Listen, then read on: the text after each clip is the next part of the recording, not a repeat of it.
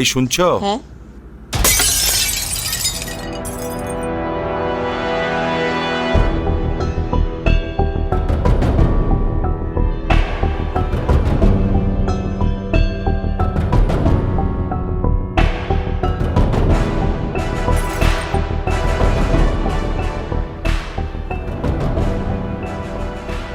ছবিটা ভাঙলেন কেন আপনি?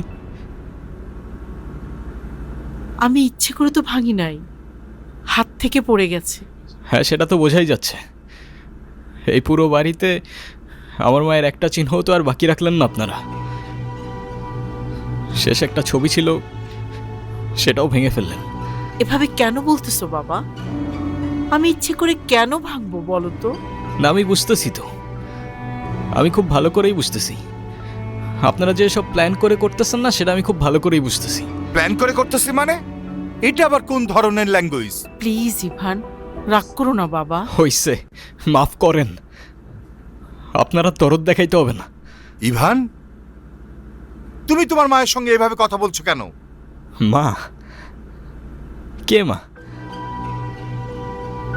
আপনি আমার মা? ওনাকে বলে দিয়েন যারে তারে এনে আমার মায়ের জায়গায় বসাই দিলেই সে আমার মা হয়ে যাবে। ইভান, তোমাকে কিছু না বলতে বলতেই তুমি হাতের বাইরে চলে গেছো। এতদিন সবকিছু আমি সহ্য করেছি, মেনে নিয়েছি। সামান্য একটা ভুলের জন্য এতটা বছর এরকম করা কোনো মানেই হয় না। ওনাকে বলে দিয়েন এটা কোনো সামান্য ভুল ছিল না। ইট ওয়াজ এ মার্ডার।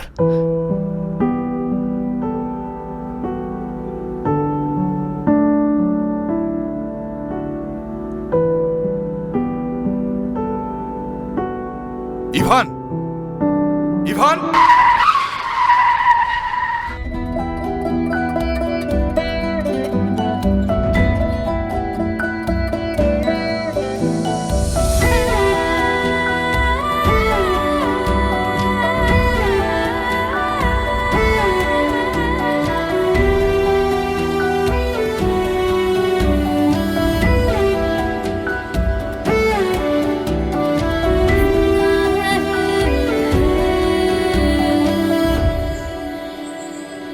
আপনি রাস্তার মাঝখানে দাঁড়ায় আছেন কেন? মাথায় সমস্যা নাকি আপনার? এখনই তো অ্যাক্সিডেন্টটা হয়ে যেত, তারপর দোষটা হইতো আমার। আরে আজব, এখনো দাঁড়ায় আছেন কেন? সরেন। সরি।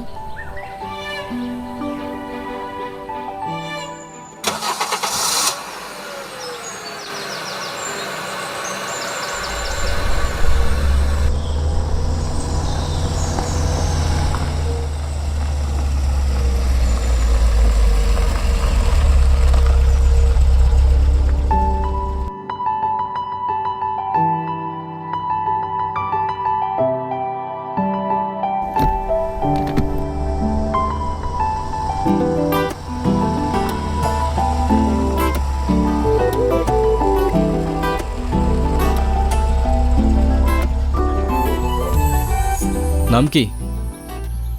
নূপুর। এভাবে একা রাস্তায় দাঁড়িয়ে আছেন কেন? কোনো সমস্যা?